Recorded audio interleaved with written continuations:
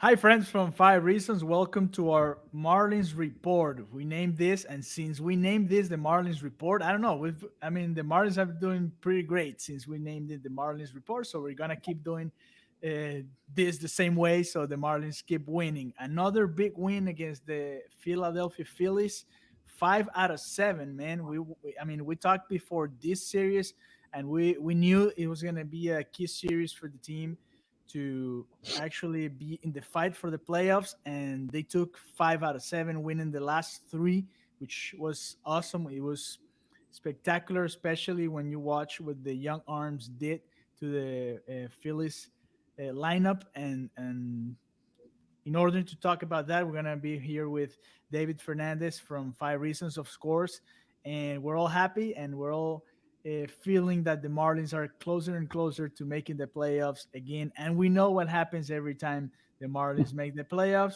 The Marlins don't go to the playoffs just to be in the playoffs, right? They just tweeted today, we never lose a 7 game series because That's right. of, They because of never that. have. They never have. Championship series, World Series, doesn't matter. If it's 7 games, the Marlins are going to win it, and that's what they did here against the Phillies.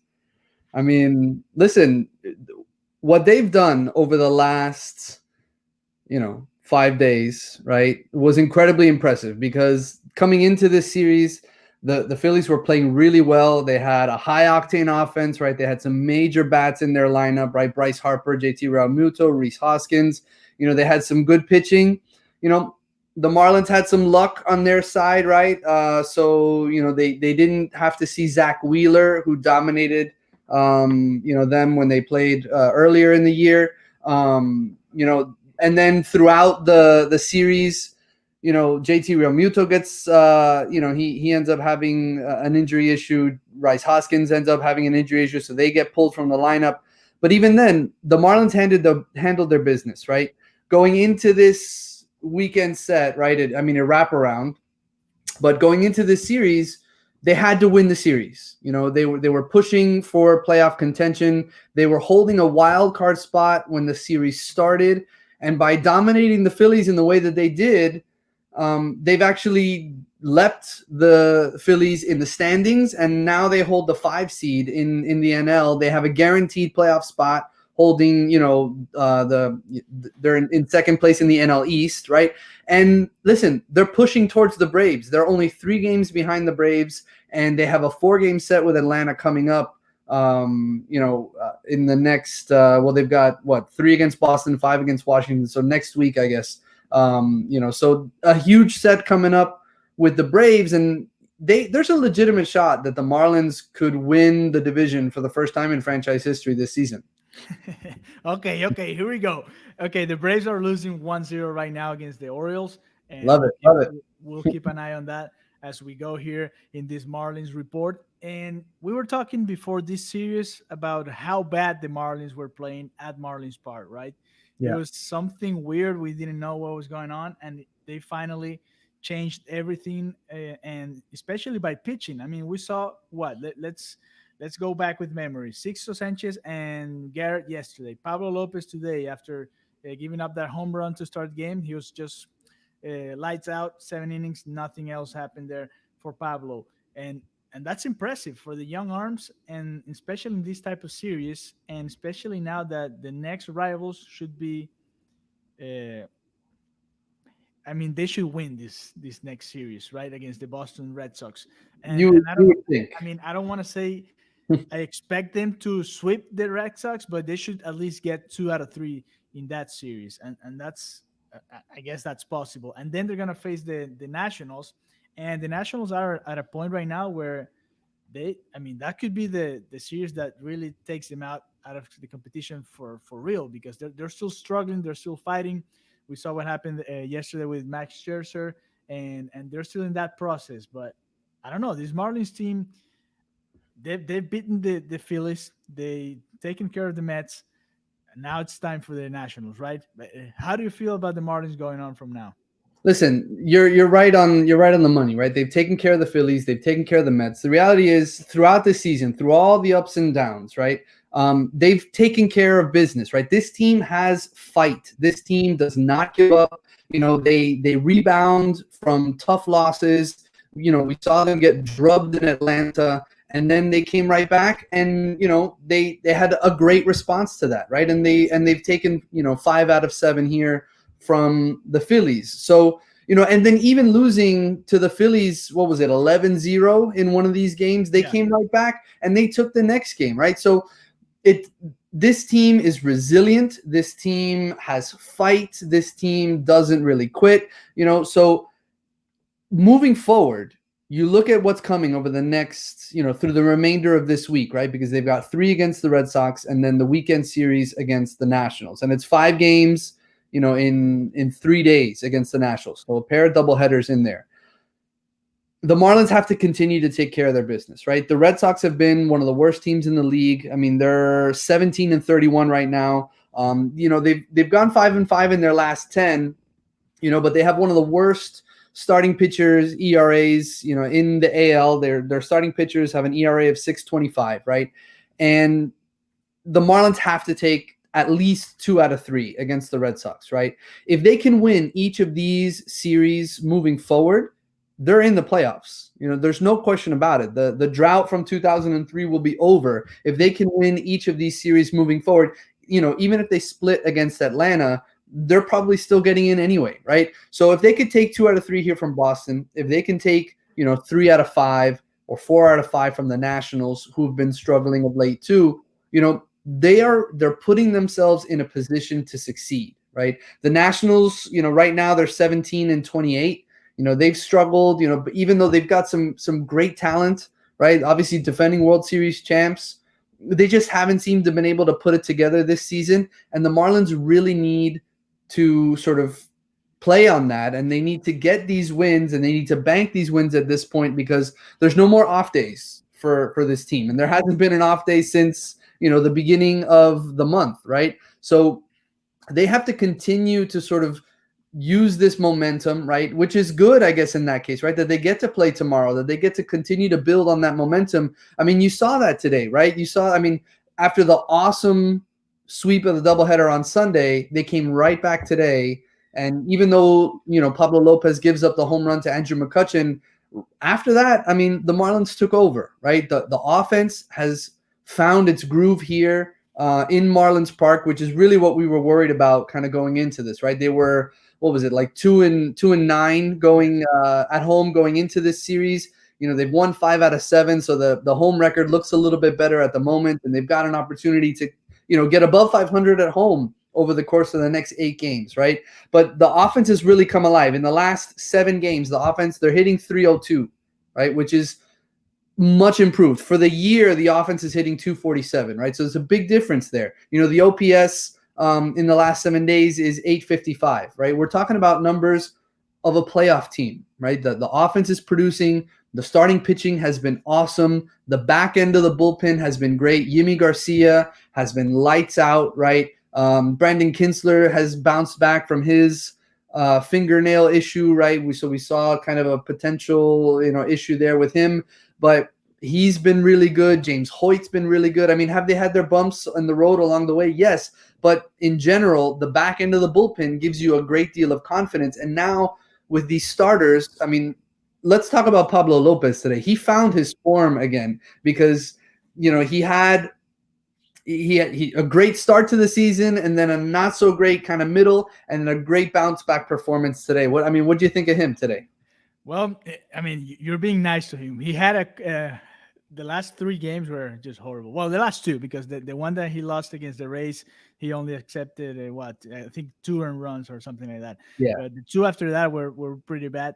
Today it was. I mean, I saw one at bat against Bryce Harper when he threw that changeup there before Bryce got the double, right? And that inning was special because that was the most complicated inning for him when Yeah. he had 2 on, main on second and third, 2 outs. That was a key moment in the game because the game was tied, I think, or they were up by 1 or something like that. It was pretty close at that point, and I think that moment was uh, definitely the most important moment for Pablo Lopez. And he's always been more comfortable pitching at Marlins Park. So we have to take that into consideration here. We'll see what he does whenever they go out. But it's very good to see the adjustment Pablo it's doing. I mean, we've seen it in the last couple of years how he has these stretches when he's untouchable, and then he falls off the cliff a little bit, and then coming back up to it. It's been a process for him, but I mean, I'm happy with the way he's working, right? The way you see him always focused, and he's never too up or never too hot to down, right? So, and that's something that you have to really admire from Pablo Lopez, especially with the personal situation that he's living through this year. But other than that, I mean, he was great. He was what, 7 innings, Yeah, one 7 innings. base hit, Yeah, one home Ks. run, yes, Yeah, 3 base hits, 6 strikeouts, no walks. That's yeah, important. No walks. that's key. Right, absolutely. Listen, that's key for this entire pitching staff. If they're able to control their walks, I mean, that's true of any pitching staff, right? If they're able to control their walks and limit those walks, they're putting themselves in a position to succeed. And he was awesome today. After the game, he was talking about how he felt more in sync, right? And even Don Mattingly mentioned it after the game that Pablo and Chad Wallach seem to be sort of together today. They found their groove and they were working really well together, which is something that maybe you worried about a little bit with Alfaro. So, Lopez and Alfaro might not be on the same page as much. I mean, Lopez was great when he was pitching to Cervelli, right? But Yeah. Cervelli's out for the rest of the year. I mean, he's done. So it was nice to see that Pablo found that connection with Chad Wallach today. I mean, Mattingly was talking about how, Lopez was throwing his curveball for strikes, right? And then he was using his four-seam fastball and his two-seam fastball. He was pairing it with his changeup.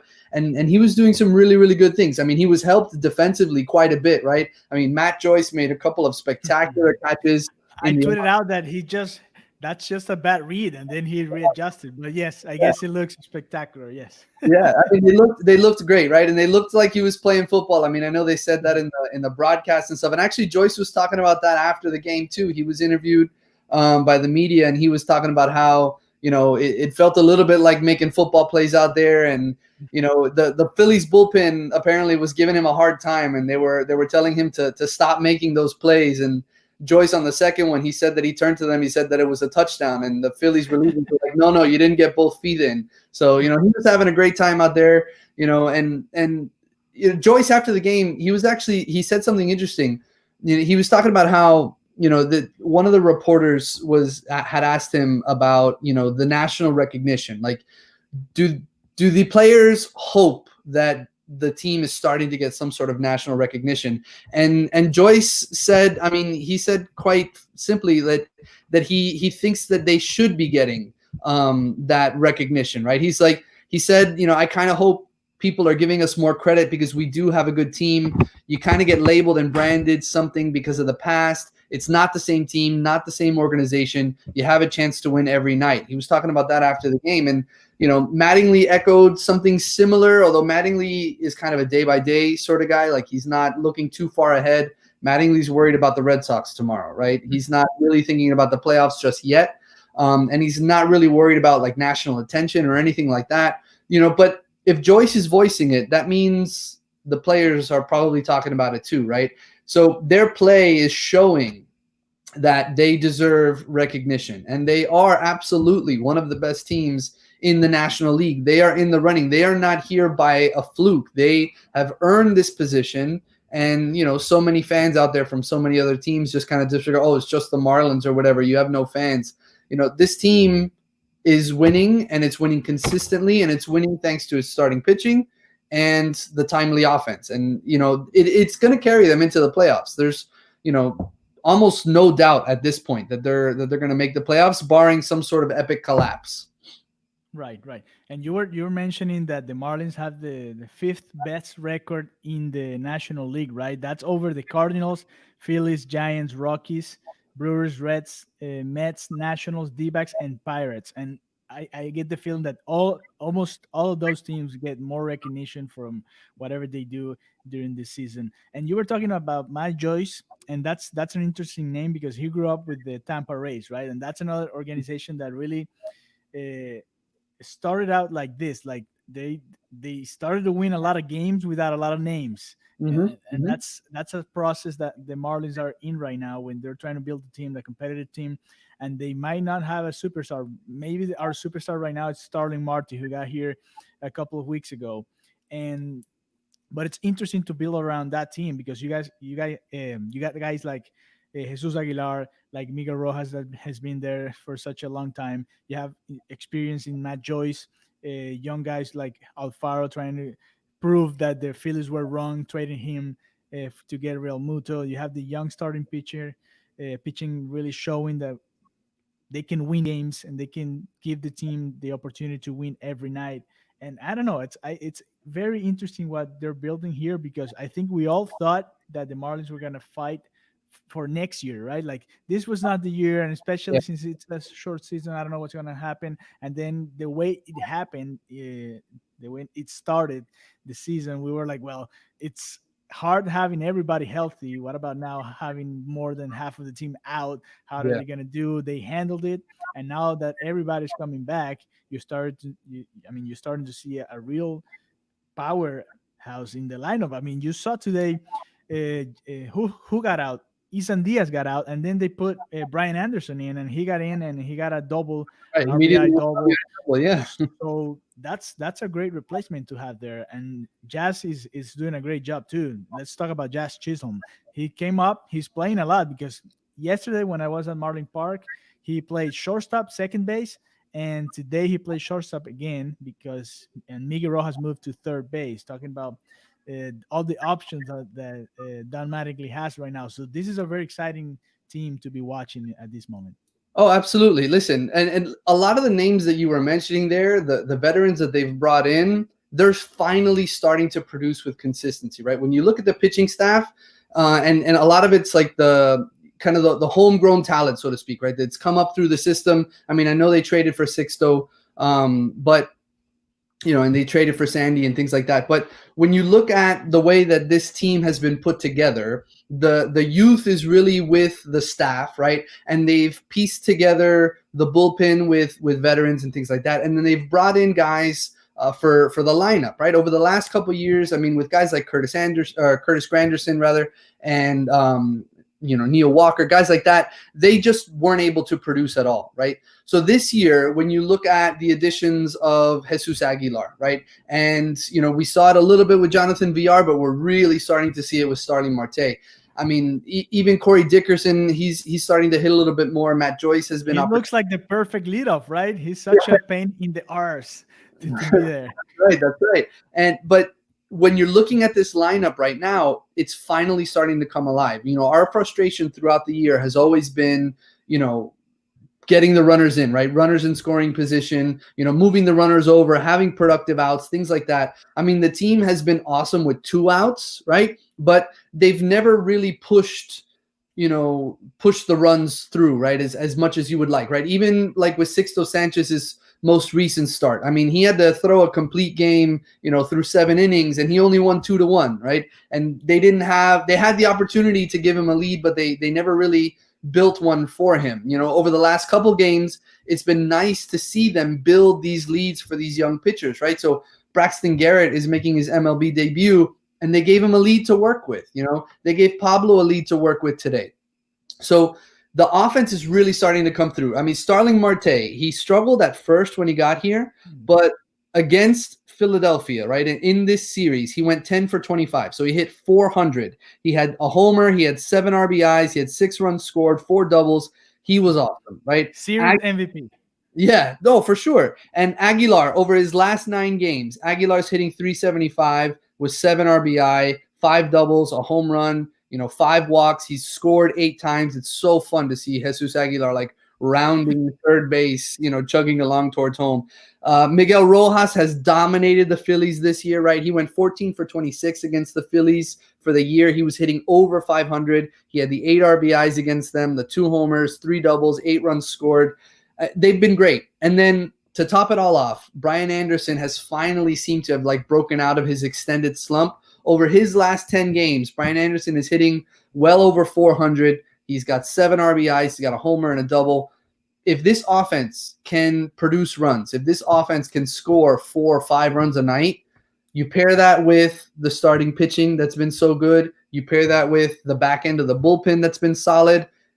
This team is going to be a tough out in the playoffs. Like they're not going to be easy for any of the other NL squads to deal with. If they get the timely hitting and the good starting pitching and the back end of the bullpen is solid, this team is no joke. Yeah, yeah. And tomorrow we have Sandy Alcantara going against the Red Sox. We have Trevor Rogers going on Wednesday and Jose Ureña going on Thursday. That's going to be the Red Sox series. We don't know still who's going to pitch on Friday in the doubleheader or Saturday or Sunday. We'll see. And they'll be announcing this anytime soon. Nick Nider talked today with you guys earlier, right? In the Zoom calls, he was there and he was supposed to pitch yesterday and then he got written off and we saw Braxton Garrett, who pitched awesome 5 innings there to win the game. But he should be an option for those double headers there this weekend. So we'll see Nick Nider sometime soon. Who else was on that Zoom call today, David? So we had obviously Don Mattingly and then Pablo Lopez in the post game, and Matt Joyce was also in the post game, and both of them were talking again about their performances. And Pablo was again happy that he was able to find his rhythm, and he was sporting his awesome new goatee. And then Matt Joyce was having some fun describing the stuff with the Phillies and all that. To go back to the pitching, I know that you say Jose Ureña is he's penciled in as a starter. Yeah, he might not be long for his starting position. I mean, when you look at a guy, Braxton Garrett probably earned another start, and he's technically with like the Jupiter group right now. Like they optioned him back, but he could probably come back for one of those doubleheaders. Like you said, Neidert is available. He's built up to be a starter, and that's to go with the other guys that we have, right? Sandy, Sixto, Pablo, Trevor Rogers. I'm curious to see how Trevor Rogers bounces back from his last start, because he got roughed up. But there's so many great young arms in this system that, Ureña can't go out there and do what he did his last time out, right? I know that he missed a lot of time with COVID and all that, but there's going to be a short hook on him, and if he's not ready to go, they'll probably move him to the bullpen, maybe as a long guy, and then his contract is up, so he might not be with this club moving forward if he doesn't turn it around here really quickly. Yeah, it's probably the last couple of outings that we're seeing from Jose Ureña. Here's the picture to showcase what David was saying about Pablo Lopez look today. There you go. He looks like a pirate. I love it. He needs to grow his hair a little bit longer, and you got to do what you got to do. You get roughed up. If you pitch like this, you can wear that all day, man. Yeah. Listen, baseball players are creatures of habit. So if something's not working, they're going to change it up and they're going to go in a different direction. I love it. Yeah, I know. And it looks weird because he's always, or most of the time, he's clean shaven and he looks like a Dr. Lopez. And right. Today, a little bit crazy. You know what? I'm going to go with this. I'm going to go wild. I'm just going to go 7 innings, allowing just 1 run, and we're going to win this game. Okay, the Marlins are 24-21, second place in the National League East, 15 games left. It's gonna be an exciting last couple of weeks here for Marlins baseball. A lot of games being played this week, especially with the 5-game series against the Nationals. That's gonna be key to really clinch that playoff berth. Hopefully sooner rather than later, right? Because after that, let me check the schedule to see who we have. Yes, it's 3 against Boston, it's 5 against Washington, then we go to Atlanta for 4, and then we finish the year with 3 against the Yankees, right? And who knows what we're going to see with the Yankees. Write this down, David. The Marlins might be taking the Yankees out of the playoffs. I said it. I'm sorry. I said it. I love it. Last time we were in the playoffs, that's exactly what we did, right? That's exactly what we did. 4-2. Josh Beckett at Yankee Stadium. We'll see. We'll see what happens because that series is going to be played there at their place, and that's going to be their rest. Yes, that's the last series for the Marlins. The season. No, we have the race after the Yankees. We have the race here at home. No, I don't think no, that's for next year. I'm sorry, I kept going and I went to next year. So next year we open against the Rays here at Marlins Park. Okay. Hey, that's great. That's great. Sunshine Series right off the bat. I like it. Yeah, yeah. Okay. Thank you guys for joining us for today's Marlins report. We're gonna be doing this as soon as they win. We're gonna keep doing this. That's the goal here is to keep the Marlins winning games, and we're gonna keep doing this. We're enjoying our time here in the Five Reasons YouTube Sports channel. Please go to fivereasonsports.com. The guys are doing a great job there too. David's gonna have something written up for tonight. So I hope. I Yeah, yeah. Well, guess. I'll have a 5 takeaways article up tomorrow talking about the series in Yeah. general. We've got a new young writer, Christian Chase. He's helping out with the Marlins stuff. He's doing game recaps. He's been really, really good. And then obviously you got to go to Five Reasons for all the Heat content, the Dolphins Yes. stuff, the Canes, all that stuff. We're covering South Florida sports like nobody else down here. Right now, at this point, we're doing two lives at the same time. We have Marlins in here, and we have the Dolphins show going on, the Six Ring Cage show. So, I mean, we're everywhere at the same time. So you guys can go there and check it out because we're talking about the Miami Hurricanes. And tomorrow we're gonna be doing the pregame for the first game of the Miami Heat, Boston Celtics, first game of the Eastern Conference Finals there on the NBA. Of course, we're all rooting for the Miami Heat, and we're gonna have that content here live. The game's at 6:30, so we're probably gonna go around 5:30, 5:45 to go start talking about the Miami Heat. Miami And versus Boston over the next couple of days, right? Because we got there the you go, there you go.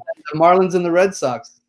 I So I can accept if the Marlins lose two if the Heat wins those two. It's fine. I will take that. But no, no, let's keep winning. Let's yeah. all keep winning, and that's gonna be more fun for us. So thank you guys for joining us today. Make sure you follow David, and we're gonna show you his at there by DL Fernandez. By DL Fernandez. Why is what's the L? That's my middle name. So it's David Luis.